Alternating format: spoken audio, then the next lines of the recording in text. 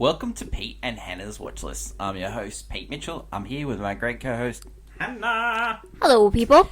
Hannah, we're here today for What's Next, the show where we help you figure out what to watch next. That's correct. On today's show, we're going to review Red One. Aha. We're also going to look at the Netflix movie, A Woman of the Hour. The Anna Kendrick movie. That's true. And we're going to do a bit of winter of regular programming. We The Penguin. dust that old segment off and look at the penguin. But before we begin, let us tell the viewers and the listeners what they should do. Could you pretty please leave a like and subscribe to our channel? Subscribe. Leave a comment down below your feedback on this show, any Sure. of our other shows. That's true. The movies, the shows, what you're watching at the moment. Tell us your thoughts. Our great acting. Hit the notification button and you'll get great content like this one. Hannah, let's start the show today with Red One. Yes, ho ho ho. The elevator pitch for Red One is Santa Claus Claus has been kidnapped and he needs help. The team that looks after Santa Claus needs help to find him, and With they the world's choose a greatest tracker. who's been on the naughty list Yeah. for a long time. Reasons to see this. It's a family action Christmas Yeah. movie, like Stars The Rock, Chris Evans, J.K. Simmons, Lucy Liu. yeah. That's it, I think. Yeah, well, yeah. It's kind of a mixed bag kind of movie, but it is got that holiday essence throughout. Sure. Some of it woven through. This very much feels like those Netflix Christmas movies, like this- Christmas Chronicles. Yeah, this is It telling gave me me this that. stuff. Gives you telling me vibes. It gave me Christmas Chronicles, and yeah, I wasn't like the biggest fan, but I've seen a lot of Christmas, so this isn't Yeah. awful. I would never call this awful. I just call it kind of basic. And I felt they could have gone Basic's into very generous. Reasons not to see this. This is like CGI laden. The bad guy, the bad person is terrible. It's terrible. It's played by Kieran. It's the woman from from Sabrina the Teenage, Witch. the Chilling Adventures of Sabrina, the Netflix show, and recently Twisters. Yeah. It's just not good. She's not very good. The CGI is not very good as well. It's CGI laden. And The jokes don't work. The jokes don't work. The chemistry between The Rock and Chris Evans is I wish non-existent. Chris Evans was doing his acting that he was doing in Ghosted, where he was not believing in everything. Yeah. I would have liked it if he was way more into that. I think Chris Evans should have played The Rock's part, and The Rock should have played Chris Evans' part. No, I like The Rock being the taking it way too seriously works. If you have someone really playing off the jokey, I don't know if Chris Evans worked or wasn't trying hard enough.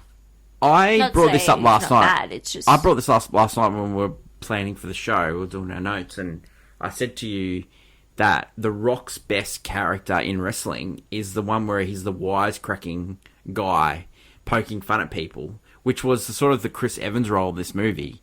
And when The Rock does serious, it doesn't really work. And every time that Rock plays that role, and he's played it a few times, like the guy that directed this movie, Jake Kasdan, has worked with The Rock when he was playing the sort of semi-serious role in Jumanji. That worked because he had a good writing. wisecracking sidekick with Kevin Hart. Yeah, but also good writing. This movie, a lot of the jokes don't land because the writing feels like the writing for this, a bit off. Chris Morgan wrote this. He wrote Hobbs and Shaw. Yeah, that's the same. Yeah, and The Rock in that one, he was the wisecracking guy against the straight man of Yeah, he Statham. was. So I think Rock was miscast as the straight guy here. Yeah. He needs a really good, and I don't think Chris Evans' best role was he was playing the straight guy as Captain America. Yeah, but his earlier work where he's comedic is funny. But I think he's gone past that, and it doesn't work for him anymore. That shtick doesn't work for him. Maybe because people see him as Another thing that was really he was really popular in is Knives Out, where he does not play that shtick. He plays it's that small villain type role. It's sounding like he's best when he's doing like the smaller role characters rather than co-star leads. But yeah, no, I also found the Christmas spirit. J.K. Simmons as Santa really worked, yeah. and it's unfortunate I like that Bonnie Hunt. he's barely in this movie. Yeah. He's barely in it because he's been kidnapped, so you don't see The him. story's fine. Like, there are things to be worked on. I like the idea of a mythological world they've built, but yeah, I found that the story's fine. Santa gets kidnapped and you got to save him before Christmas. I like it. No, and you know when it worked? Santa Claus 3. It worked. Yeah, I know. That was a great movie. But you know, they had a good bad guy in that. They had Martin Short. They did. And it was Jack Frost. It wasn't a Ice Witch. I might be just totally wrong here, but maybe he's reached the ceiling that he's got. But I thought Rock was going to offer more as an actor. And I really thought... I don't know. I think him working with the same guys over again, and he's just working with mates. Like, he's worked with Jake Kazan a few times. Yeah, you want him to get out of his shell. I want him to go work with the best directors. Maybe he should go back to comedy. I mean, that's his earlier work. That's why he was so liked earlier in his career. He did a lot of family comedies. I don't know. It's really... I want The Rock to work with Quentin Tarantino. Because Quentin Tarantino saves actors from this. Like, John Travolta was in this little funk as well, and then he... with Pulp Fiction saved him. Yeah. But could you, like, maybe he's not talented enough, but imagine Chris Nolan getting his hands on The Rock. He's star potential, but right now he's teetering because he's not in anything He's not stretching himself, is he? He's not in anything that people are like, oh, that was good. So that's at the moment. The best director that he's ever worked with, in my opinion, is Michael Bay. And he got the best work out of him in Pain and Gain. All the other one, like, he's worked with, like, Barry Sonnenfeld and all that stuff like that, which is, he was over the... Michael Bay was in his peak when he worked with The Rock. Yeah. And Pain and Gain is probably his best role. He is working with this one of the Safdie brothers. He's doing a MMA movie with Emily Blunt called The Thrashing Machine. Yeah. Now, that could be the turn. But The Rock needs to challenge himself. He needs to stop doing... If he's going to do these action comedy movies, he needs to get new writers. Because the writer he's not working with... no offense to Chris Morgan, but he's just not cutting it. Like, Hobbs and Shaw was passable as a fast movie. Yeah, but, it wasn't great. He's come back together. And another thing, he's making movies with huge budgets. No. He needs to go back to the drawing board, make a small movie that's funny or small movie that's thrilling. Like some of the early work when that movie were, I think it was called in the States a different one, but we had it was called Walking Tall. Where he played the sheriff. Where he took the guy down, the evil guy in the town down. That was so good, and he had a good little sidekick in Johnny Knoxville. I found that far more appealing than what this one was, and I think it was terribly cast, it was terribly written, and it was terribly put together. I will say too many big names. Yeah, I think, you know, and I think the wrong big names are in the line. Like, you can have J.K. Simmons. I give Lucy Liu, fine performance. Lucy Liu, she's a fine performer. It made more sense if she was the villain than her being what character or what she was. I was just about to say the same thing. I really thought the way this movie sets up, where there's Santa gets kidnapped, it sounds like it's an inside job, and I think it needed someone to turn, you know. And originally, I thought it was going to be The Rock that was going to be the bad guy, but The Rock doesn't play the bad guy. No. But imagine if The Rock was the one playing the bad guy. Yeah, but he wouldn't do that. No, he wouldn't do that to himself. But yeah, it's interesting. It's like we're just getting the same kind of meal each time, and I think this movie is definitely not a cinema movie. It's going to be streaming on Amazon because it's made by Amazon MGM. Yeah. I think if it's on a streaming service and you're looking for something to watch around Christmas, put it on. Rating for this one. Look, to be honest, I played on my phone. I think you're being generous. I'm going to give it. I fell asleep.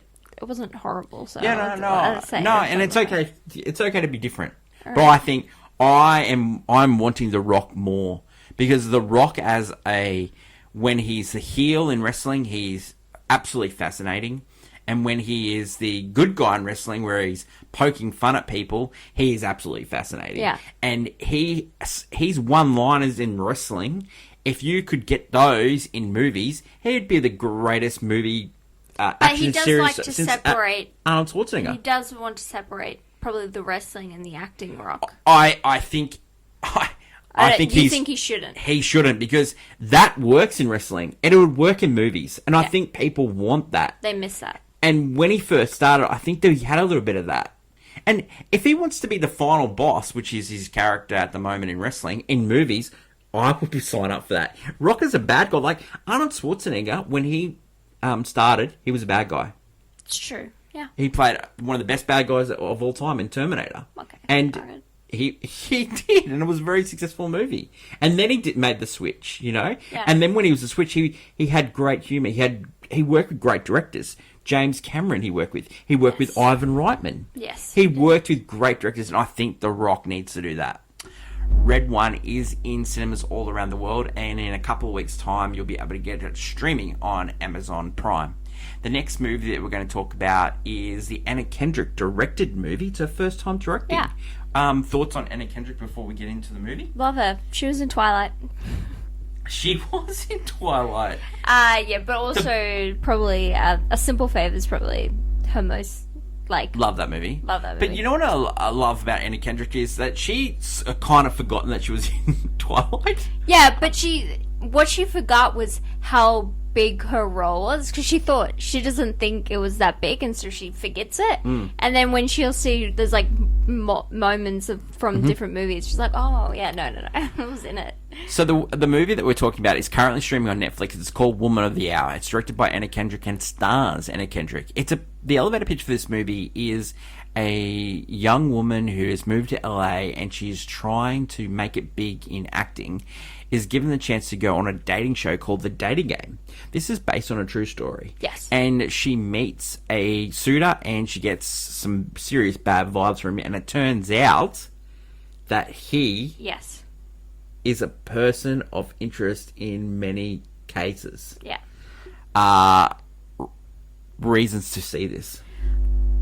It's interesting. It's a interesting how they Put it together. put it together. This movie, they use. It's not linear. I would say, yeah, it's not linear. It's trying to use the dating game as a come inside. Yeah.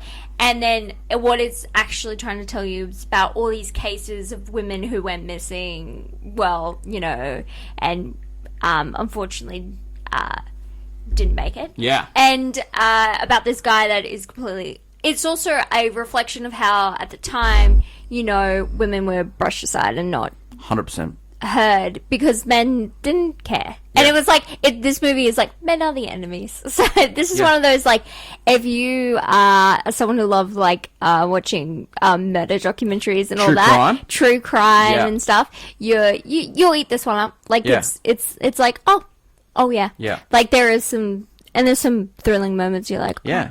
Like, there's one bit I was like, I'm more scared about this than any horror movie. Yeah. I know, right? I was freaking out.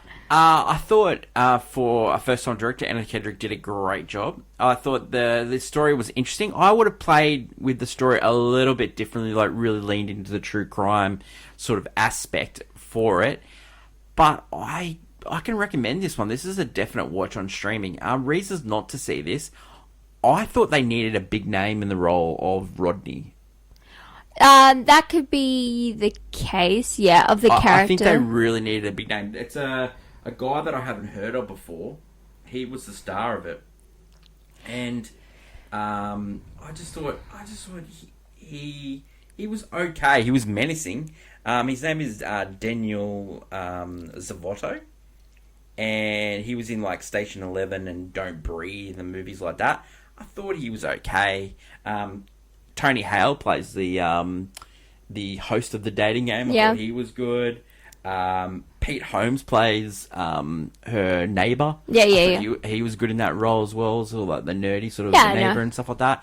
But yeah, I thought she needed a bigger name to play off with. She's a big name, and she's fantastic on screen, and she plays that role really well. I thought that role needed to go to I thought if you put the person I was thinking of when I was watching this movie that he'd be really good in this role, if you put like a Paul Mescal in that role as like a menacing type figure, and I think Paul Mescal needs to do something like that.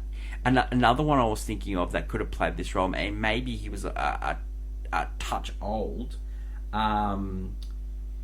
was the person from the last movie Paul Mescal did, All of Us Strangers. All of Us Strangers, yeah.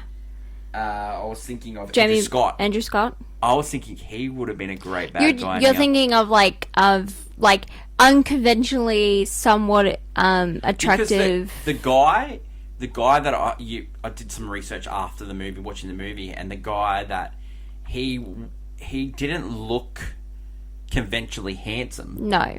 But women would... Yeah, he did exude a sort of like charisma. He had a little bit of riz. And Andrew Scott, I thought... Does that? Yeah, I thought he could have played... And the playfulness of Andrew Scott and Anna Kendrick, I thought that would be really interesting. But this movie, for me, I thought it's definitely a watch. And for me, it's definitely a golf clap for a first-time director. No, I think it's a golf clap. It's serviceable in what it's trying to tell. It's interesting. It doesn't... it just does something. Like it. Yeah. Woman of the Hour is now streaming on Netflix all around the world. Mm-hmm. The next show we're going to talk about is a little bit of a old... We interrupt regular programming. We're going to talk about a television show, and it's just finished on HBO in the States and Foxtel in Australia, and it's called The Penguin. It is a spin-off show about Oswald Cobb, and it picks up after the events of The Batman, starring Robert Pattinson, and the flood has just happened, and we get Oswald trying to take over the Falcone Maroni sort of vacuum that's been left. Yeah, that's been left by the families, yeah. One person comes back to town, her name's Sophia, and she's played by the great Christina Milioti, who was in Wolf of Wall Street, How I Met Your Mother.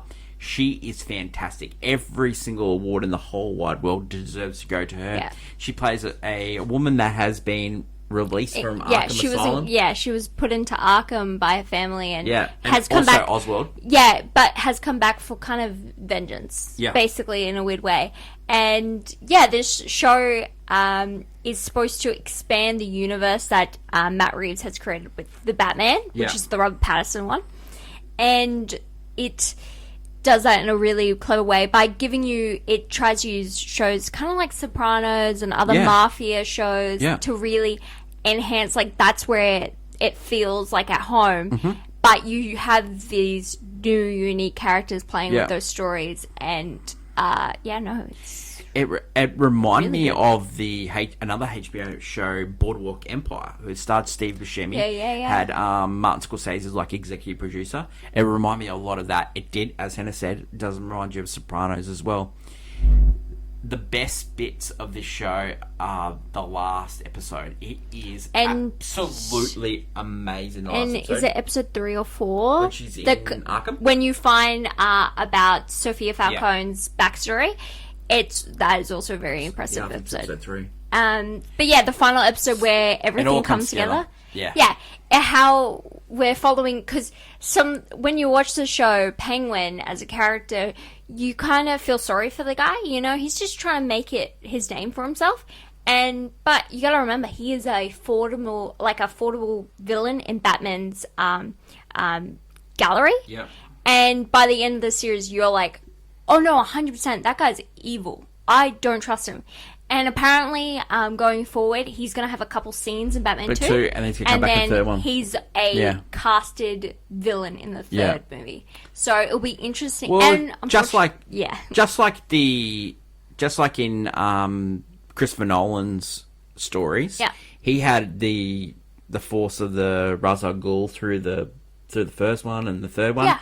I think Penguin's going to play the similar role. I think it's good that he expanded. Yeah.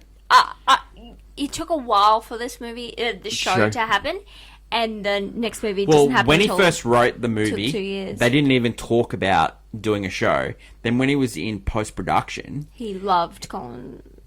He got offered... HBO said, "What do you? Did you ever think about doing a TV show?" And he said, "Yeah." And he said, "What about some of the big characters? Are you gonna?" I think he says, "Well, this is my plan for the Penguin for the next couple of movies." And the head of HBO said, "Let's do that in a TV show." And Matt Reeves goes, "Okay." So he got Craig Zobel to direct a few episodes. He got Lauren LaFranc. Yeah. To write as well, and they did a fantastic job of creating the world, and like really turning Oswald into the villain that we know through the Penguin stories. Like he Colin Farrell does a great job in this. He's amazing. He's amazing. The outcome of his character, the outcome of Sophia's character, just perfect. It's just perfectly written. And there's like a little bit of a nod to Batman towards the end of the episode. There's like you can go. There's like different moments and things that are put in place, and you're interested to know more. Like it actually fuels you into going, yeah, I do want to see the next movie. Because I felt like Marvel, when they've tried to make shows, a lot of the time I don't feel like watching a movie afterwards. Well, I think like WandaVision was alright, but I didn't feel like watching Doctor Strange in the Multiverse afterwards. The best TV show Marvel has done is Loki. Loki season 2. And the best, this is some of the best. I think it helps when you focus on a villain.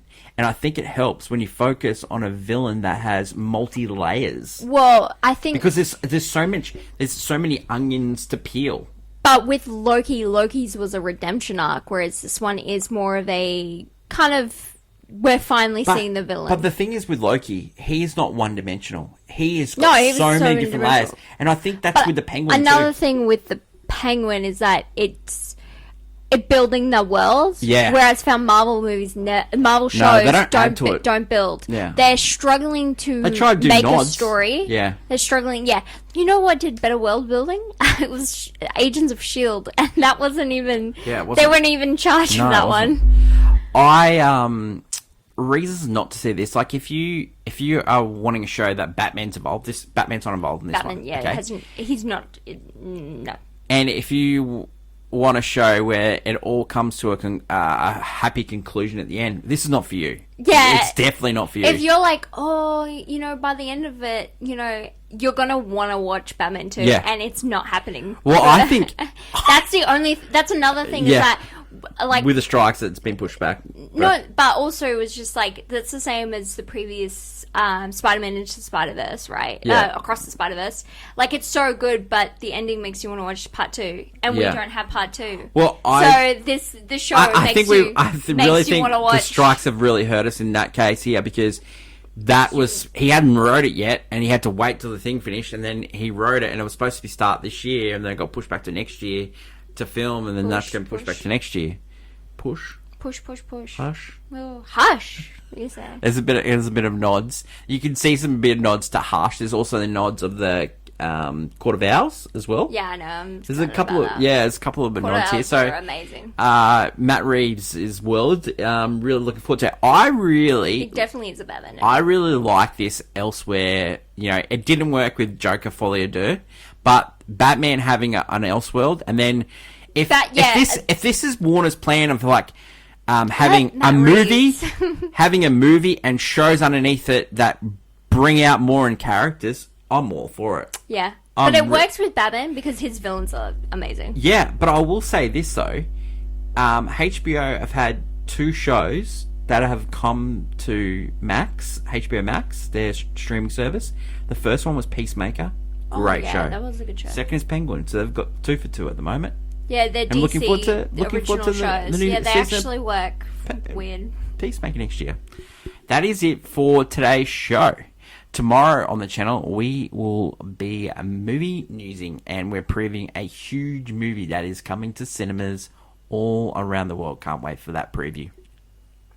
This week on AFI Top 100, it's movie number 51, and it's West Side Story, the good one. Well, they're both good. No, they're both good. No, there's a difference. No, we'll go into that. No, there's a difference. 100% we'll go We are into not that. watching the other one before we watch this one. We watch both. Oh, we're watching both. Great times for me this week. That is my lovely co-host, Hannah. Don't forget to like, follow, and subscribe. And until we meet again, long live cinema and a great TV like The Penguin. And it's bye for now. Bye.